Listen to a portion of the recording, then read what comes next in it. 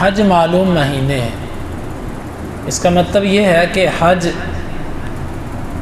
وہ معلوم مہینوں کے اندر کیا جا سکتا ہے۔ پورے سال کے اندر آپ جب چاہیں آپ حج نہیں کر سکتے۔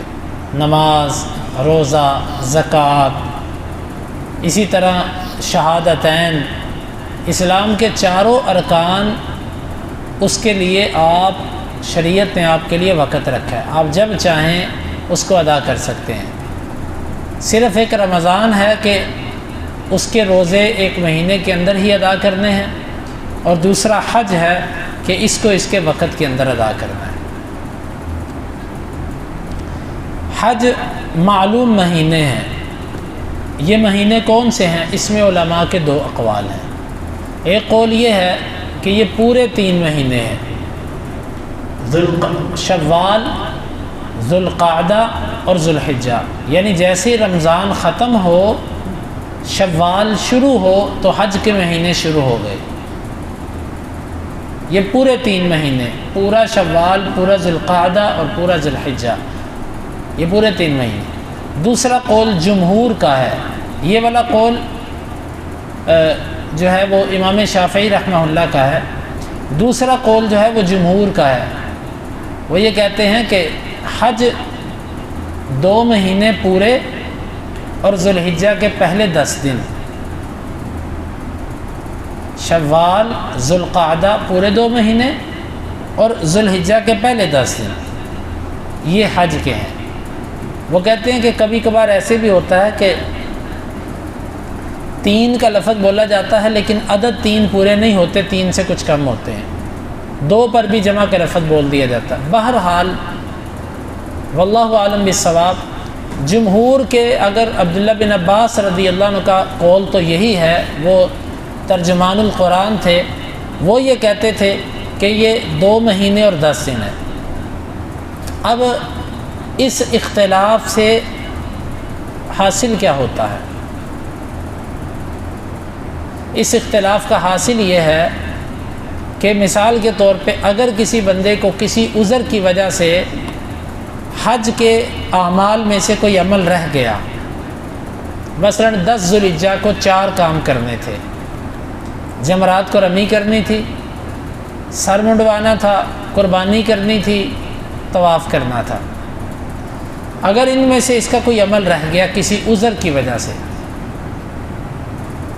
تو کیا وہ 13 ذوالحجہ کے بعد جب حج پورا ہو گیا اس کے بعد بھی وہ اپنے عمل کو ادا کر سکتا ہے کہ بس ختم ہو گیا؟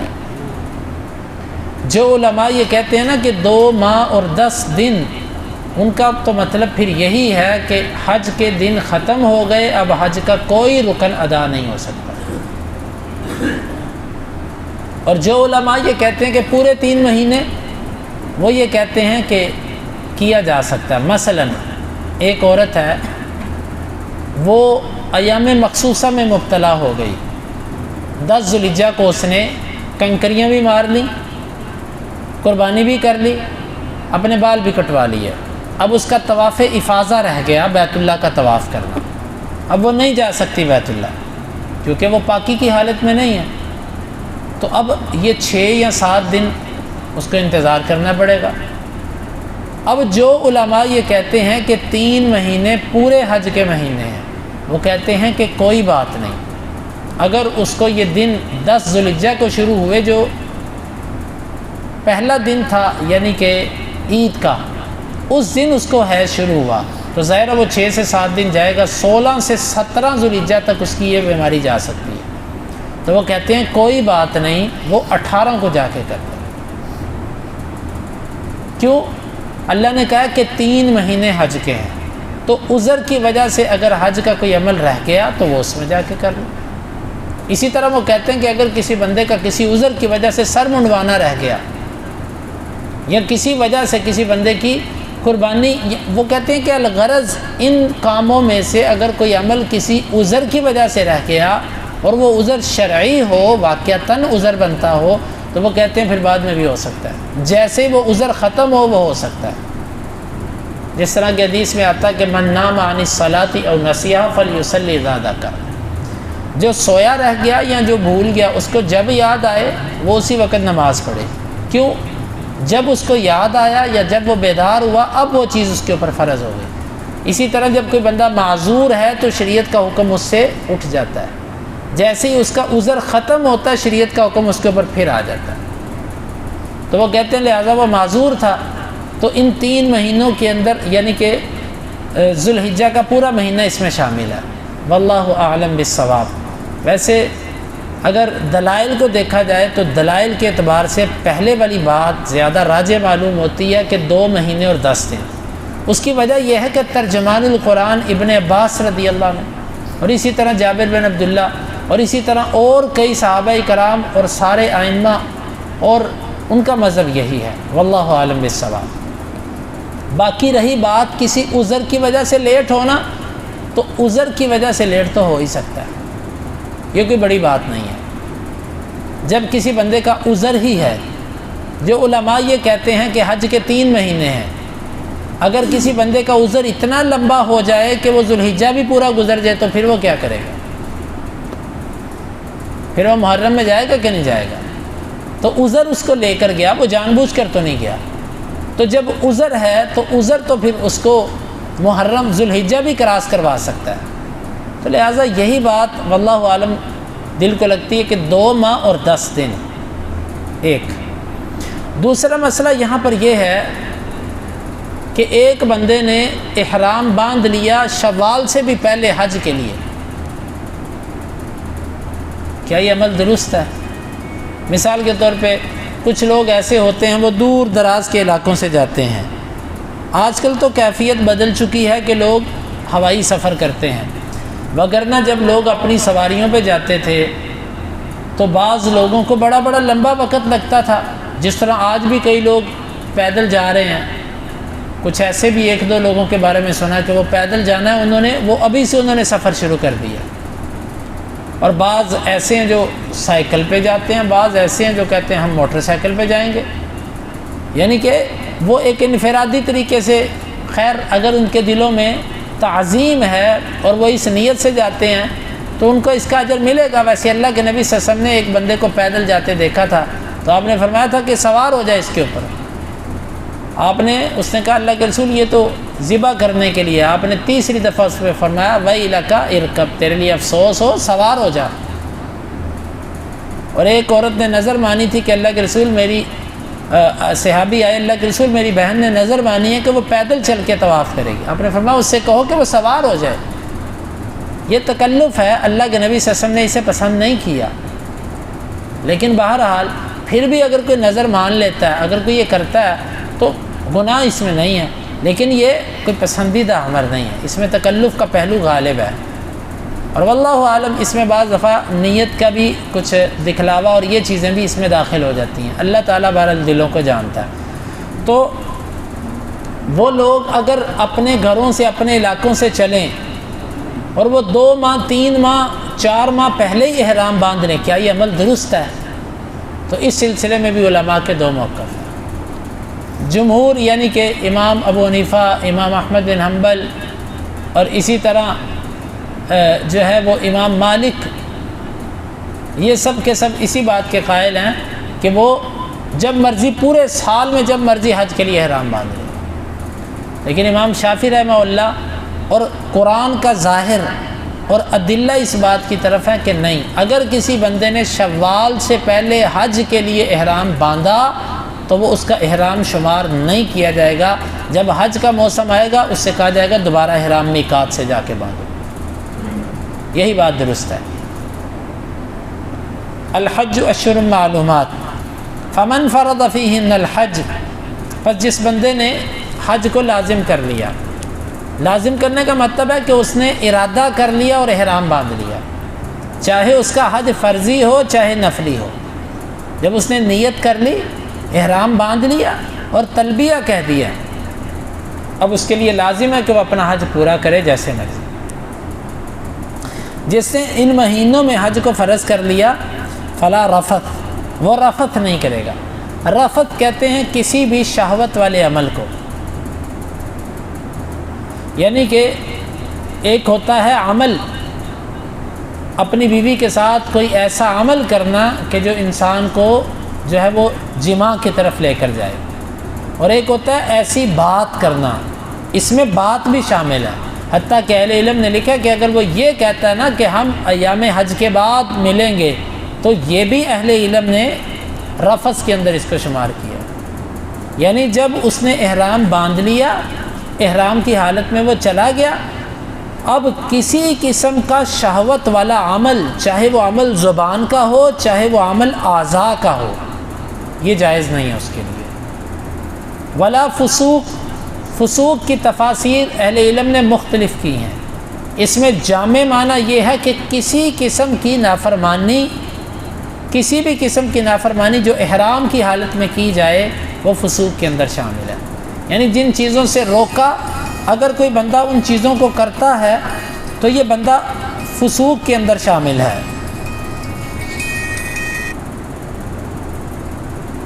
یہ فسوق ہے، کسی قسم کی اللہ تعالیٰ کی نافرمانی فسوق میں شامل ہے، چاہے وہ اپنے بال کاٹے چاہے ناخن، احرام کی حالت میں، یہ سب کے سب فسوق میں شامل۔ ولا جدال، اور جھگڑا نہیں ہے، جھگڑا کسی بھی قسم کا جھگڑا، کسی حاجی سے لڑنا، کسی دکاندار سے لڑائی کرنا، کسی سے ریٹ پر بحث کرنا، حتیٰ کہ لوگوں کے ساتھ خواہ مخواہ بحث کرنا۔ آپ اگر کسی کو خلاف سنت عمل کرتا دیکھتے ہیں تو آپ اس کو ایک دفعہ کہہ دیں کہ یہ عمل درست نہیں، اس سے بحث نہیں کریں، جھگڑے نہیں، الجھے نہیں، کیونکہ یہ جدال ہو جائے گا اور یہ منع ہے۔ کسی بھی قسم کا جھگڑا وہ جائز نہیں ہے۔ فی الحج، حج کے اندر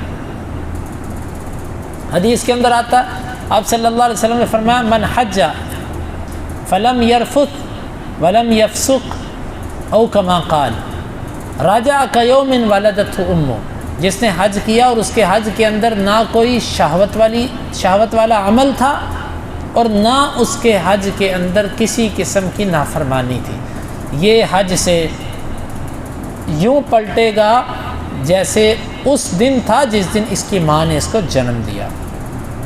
یہ اس کے لیے، ہر حاجی کے لیے یہ نہیں ہے کہ جو بھی حج کر کے آ گیا وہ پاک ہو گیا، نہیں، جس نے کوئی نافرمانی ادھر نہیں کی حج احرام کی حالت میں، اور اس نے کسی قسم کا رفث، شہوت والی بات نہیں کی اور کسی سے جھگڑا نہیں کیا، یہ چیزیں حدیث کے اندر جو آئی ہیں یہ مشروط ہیں، پھر وہ جب پلٹے گا تو وہ ایسے پلٹے گا کہ جیسے اس کو اس دن تھا جس دن اس کی ماں نے اس کو جنم۔ اس لیے حج کیجئے، لیکن اپنے حج کو بچانا، اس کو محتاط رکھنا بڑا ضروری ہے۔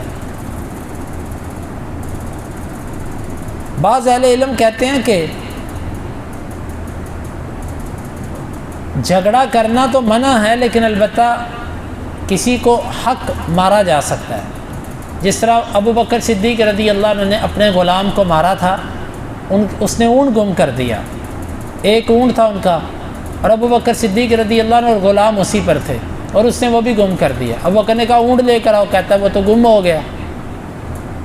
انہیں غصہ آیا، انہوں نے کہا ایک اونٹ اور وہ بھی تو نے گم کر دیا، اس کو مارنے لگ پڑے، اور اللہ کے نبی صلی اللہ علیہ وسلم مسکرا رہے تھے، آپ کہتے دیکھو احرام والے کو یہ اپنے غلام کو مار رہا ہے، دیکھو محرم کو دیکھو یہ مار رہا ہے، اور آپ ہنستے جا رہے تھے۔ لیکن یہ روایت ضعیف ہے، اہل علم نے اس کو ضعیف قرار دیا۔ بہرحال بہتر یہی ہے کہ وہ حق ہے کہ ناحق ہے اس میں جھگڑا نہ کرے، اور نہ کسی کے اوپر ہاتھ اٹھائے، نہ کسی کو اذیت دے۔ وما تفعلوا من خیر یعلمہ اللہ، اور جو بھی تم نے کوئی نیکی کرو گے اسے اللہ تعالیٰ جانتا ہے، یعنی کہ تمہیں ان گناہوں سے بچنا ہے، اور نیکی جس طرح کی بھی تمہاری ہوگی تمہیں لوگوں کو بتانے کی ضرورت نہیں ہے، اللہ اسے جانتا ہے، اللہ تمہاری نیکی کا اجر تمہیں دے گا۔ وَتَزَوَّدُوا فَإِنَّ خَيْرَ الزَّادِ التَّقْوَىٰ، اور تم زاد راہ لے لو، بہترین زاد راہ تقویٰ ہے۔ اس کے بھی دو مطلب ہیں۔ پہلا مطلب، کچھ لوگ حج کے لیے جاتے اور وہ کہتے ہم زاد راہ کہتے ہیں راستے کا خرچہ، کھانا پینا، جیب خرچ، پیسے، اس کو زاد راہ کہتے ہیں۔ وہ حج کے لیے جاتے اور زاد راہ نہ لے کر جاتے، کہتے ہم اللہ کے گھر جا رہے ہیں، کیا اللہ ہمیں کھانا بھی نہیں دے گا، اللہ ہماری ضرورت بھی نہیں پوری کرے گا، اور یہ کہتے یہ ہمارا تقویٰ ہے کہ خالی جیب جائیں۔ تو پھر ادھر جا کر یہ بیچارے اتنے پریشان ہوتے کہ پھر لوگوں کی جیبوں کی طرف دیکھتے۔ تو یہ جو تقویٰ ہے یہ کوئی تقویٰ نہیں ہے۔ قرآن کہتا ہے کہ جب تم حج کے لیے نکلو تو زاد راہ لے کر نکلو، مطلب دیکھو کہ تمہارے راستے میں کیا کیا ضرورت ہے، خرچہ کتنا آئے گا، یہ ساری چیزیں بنا کر نکلو۔ یہ نہیں کہ ادھر جا کے مانگتے پھرو۔ کئی لوگ جاتے ہیں حج کرنے اور ادھر مانگنا شروع کر دیتے ہیں، اس لیے کہ ہم پھر اگلے سال کے پیسے اکٹھے کر کے پھر آئیں۔ تو یہ مانگنے کا جو انداز ہے یہ غلط ہے۔ زاد راہ لے کر نکلو۔